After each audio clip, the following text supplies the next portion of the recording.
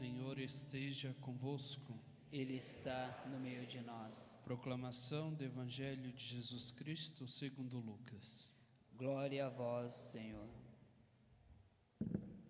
Naquele tempo, Jesus estava na margem do lago de Genezaré e a multidão apertava-se ao seu redor para ouvir a palavra de Deus. Jesus viu duas barcas paradas na margem do lago. Os pescadores haviam desembarcado e lavavam as redes. Subindo numa das barcas, que era de Simão, pediu que se afastasse um pouco da margem. Depois sentou-se e da barca ensinava as multidões. Quando acabou de falar, disse a Simão: avança para águas mais profundas e lançai vossas redes para a pesca. Simão respondeu: Mestre, nós trabalhamos a noite inteira e nada pescamos, mas em atenção à tua palavra vou lançar as redes. Assim fizeram e apanharam tamanha quantidade de peixes que as redes se rompiam. Então fizeram sinal aos companheiros da outra barca para que viesse ajudá-los. Eles vieram e encheram as duas barcas, a ponto de quase afundarem. Ao ver aquilo, Simão Pedro atirou-se aos pés de Jesus, dizendo: Senhor, afasta-te de mim, porque sou um pecador. É que o espanto se apodera de Simão e de todos os seus companheiros, por causa da pesca que acabavam de fazer. Tiago e João, filhos de Zebedeu, que eram sócios de Simão, também ficaram espantados. Jesus, porém, disse a Simão: não tenhas medo, de hoje em diante tu serás pescador de homens. Então levaram as barcas para a margem, deixaram tudo e seguiram a Jesus. Palavra da salvação. Glória a vós, Senhor.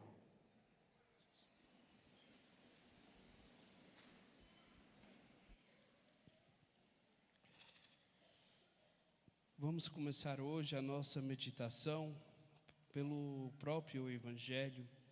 O Evangelho nos traz uma informação no início muito bonita, muito bela de se ver, aonde Jesus era ali praticamente comprimido por uma grande multidão. Por isso ele vai em direção à barca de Pedro, sente-se lá para começar novamente a exortar aquela multidão. Isso demonstra que aquela multidão encontrava em Cristo uma certa plenitude. Era uma multidão sedenta da palavra de Deus. Era uma multidão que experimentava no seu coração um completo vazio.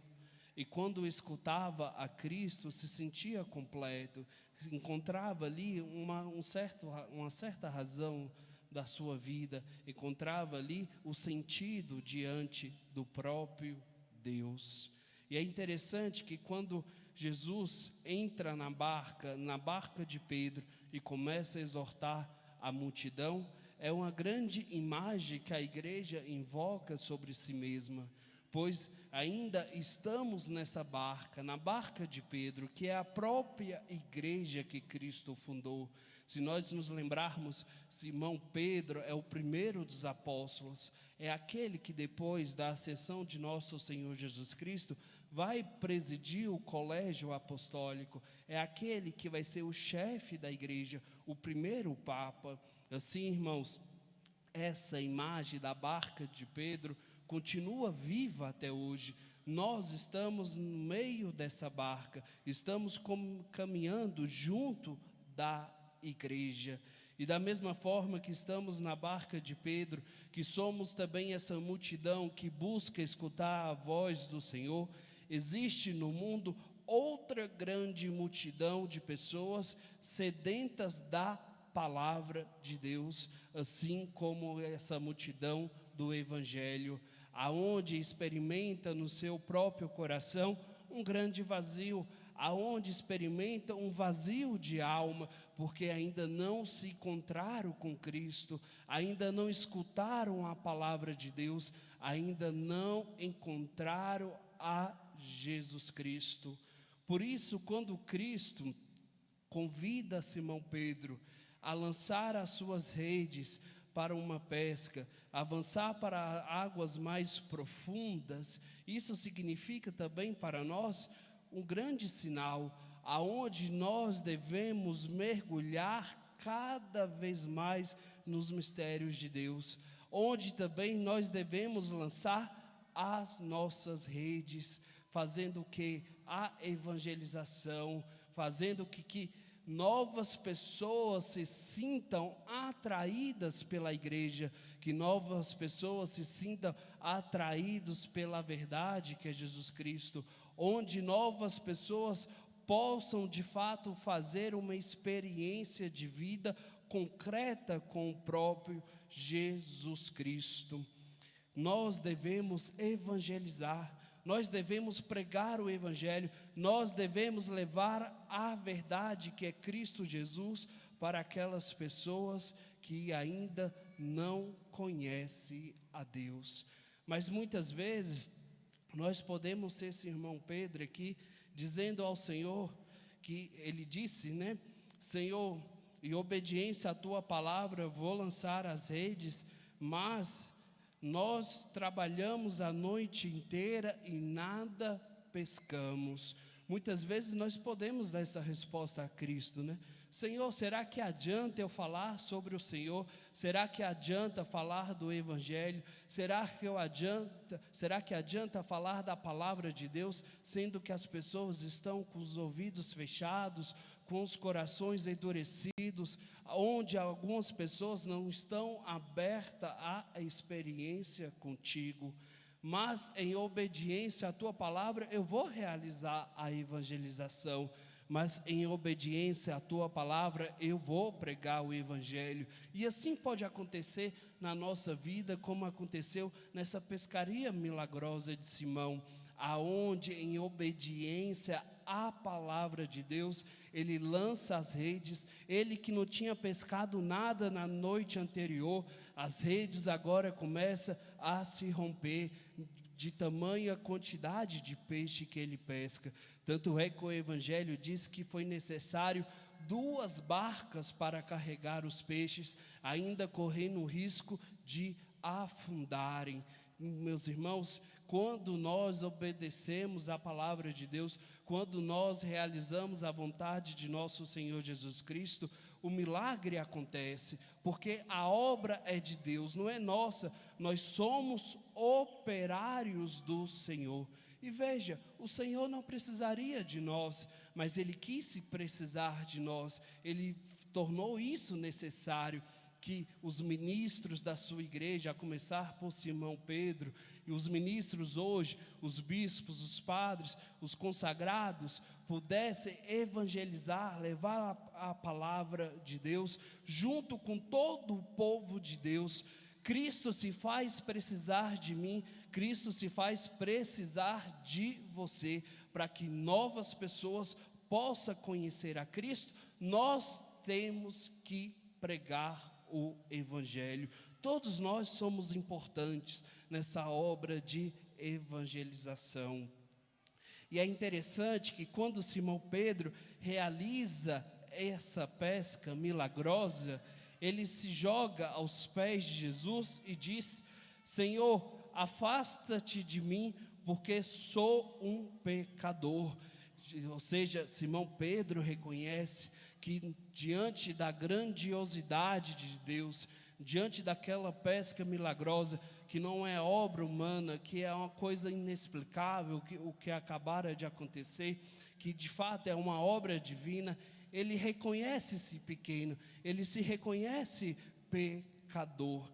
Essa experiência também é a experiência do profeta Isaías, na primeira leitura, onde ele vê, através de uma visão, o próprio Deus e diz: Santo, Santo, Santo é o Senhor dos exércitos, toda a terra está repleta de sua glória.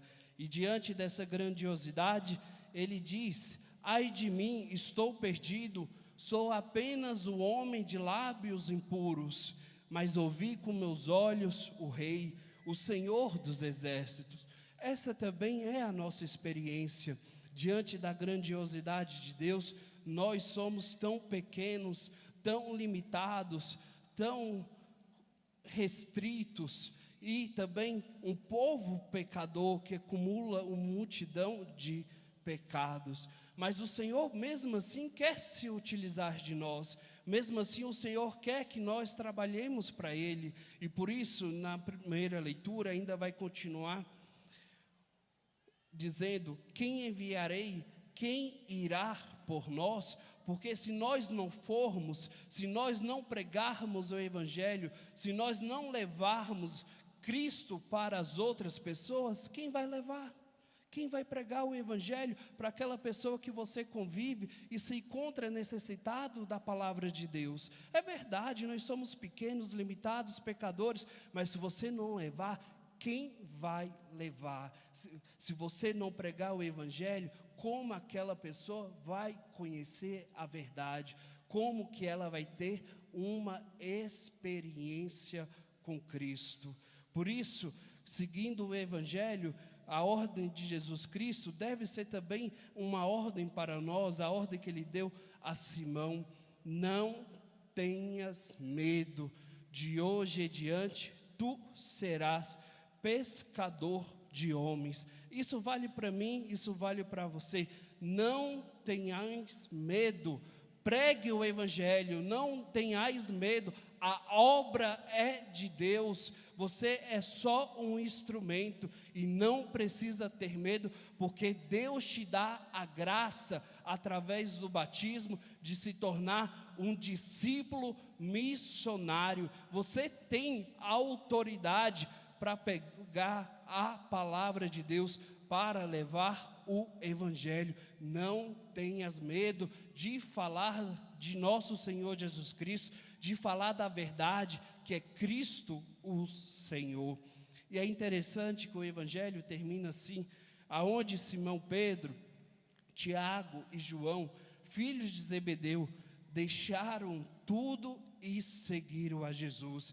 Isso significa que eles não ficaram mais preocupados consigo mesmo, mas começaram a se preocupar com a vontade de Deus. Essa deve ser a preocupação da nossa vida: pregar o Evangelho, realizar a vontade de Deus, não nos fecharmos no nosso egoísmo, não ficar preso a nós mesmos. Nós que recebemos a graça de Deus, tivemos uma experiência com Cristo, e isso não deve acabar em nós, isso não deve se limitar a nós, nós devemos levar isso às outras pessoas. Na segunda leitura de hoje, São Paulo, na carta aos Coríntios, ele diz exatamente como deve ser a nossa evangelização, como deve ser a nossa pregação, aonde ele diz: o que vos transmiti em primeiro lugar foi aquilo que eu mesmo tinha recebido, a saber, que Cristo morreu por nossos pecados, segundo as Escrituras, que foi sepultado, que ao terceiro dia ressuscitou, segundo as Escrituras. Ou seja, a experiência da pregação, da evangelização do apóstolo Paulo é aquilo que ele recebeu da tradição, é aquilo que ele recebeu da própria igreja. Por isso, irmãos, a nossa evangelização, a nossa pregação, o nosso apostolado não deve ser baseado nas ideias da nossa cabeça, não deve ser baseado na ideia dos falsos pastores, não deve ser baseada numa ideologia, não deve ser baseada numa via do sentimentalismo exacerbado, que hoje tem de muito, mas deve ser baseado na tradição da igreja, naquilo que a igreja professa, naquilo que a igreja propaga durante toda a sua idade, naquilo que a igreja preserva como verdade. São Paulo era esse homem fiel à tradição, e nós também devemos ser fiéis à tradição, devemos ser fiéis naquilo que a igreja prega. E quando eu digo igreja, é a nossa igreja, igreja católica, apostólica, romana. A igreja de Cristo, que Cristo fundou, que continua ainda viva até hoje pela sucessão apostólica. E isso tudo, irmãos, é a verdade. E isso tudo é o sentido da nossa vida. A história de Cristo, a sua paixão, morte e ressurreição, não é um conto de fadas. A paixão de Cristo não é uma historinha. De fato, aconteceu na história humana. Foi um evento histórico, um evento verdadeiro, por mais que alguns queiram contradizer isso. Tanto é que o apóstolo Paulo vai dizer na leitura que existiram testemunhas oculares que viram com seus próprios olhos esse evento, aonde ele diz que ao terceiro dia ressuscitou, segundo as Escrituras, e que apareceu a Cefas e depois aos 12, mais tarde apareceu a mais de 500 irmãos de uma vez, depois ainda apareceu a Tiago e depois apareceu aos apóstolos todos juntos, ou seja, pessoas concretas viram a Cristo ressuscitado. Se nós nos lembrarmos aqui do episódio de São Tomé, quando Cristo aparece para ele, ele diz o quê?